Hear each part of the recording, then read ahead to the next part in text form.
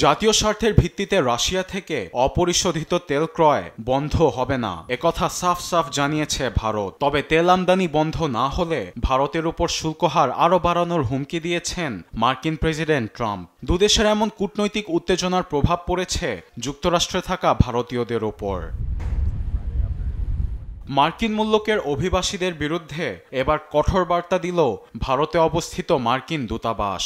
মার্কিন ভিসার শর্তাবলী এবং অবস্থানের সময়কে সম্মান করার আহ্বান ট্রাম্প প্রশাসনের। সোমবার সামাজিক যোগাযোগ মাধ্যম এক্সে দূতাবাস আরও জানায়, I-94 অ্যাডমিট অফ ডেটের পর যুক্তরাষ্ট্রে অবস্থান করলে ভিসা প্রত্যাহার, নির্বাসন এবং ভবিষ্যতে ভিসার জন্য অযোগ্যতার মতো গুরুতর পরিণতি হতে পারে।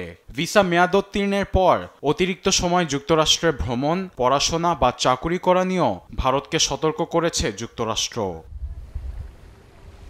শুধু দূতাবাসেই নয়, ভারতের H-1B ভিসা বন্ধের দাবি জানিয়েছেন জর্জিয়া অঙ্গরাজ্যের কংগ্রেসওম্যান মার্জরি টেইলর।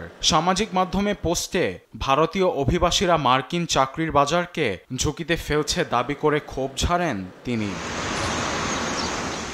কূটনৈতিক দ্বন্দ্বের গ্যারাজালে ভারতীয় অভিবাসীরা। ট্রাম্পের ক্ষমতায় ফেরার পর হাজারো অবৈধ ভারতীয়কে হাত বেঁধে ফেরত পাঠানোর ঘটনায় অস্বস্তিতে ফেলে দেয় মোদি সরকারকে। আরবেদ আফসার, নিউজ ডেস্ক, দেশ টিভি।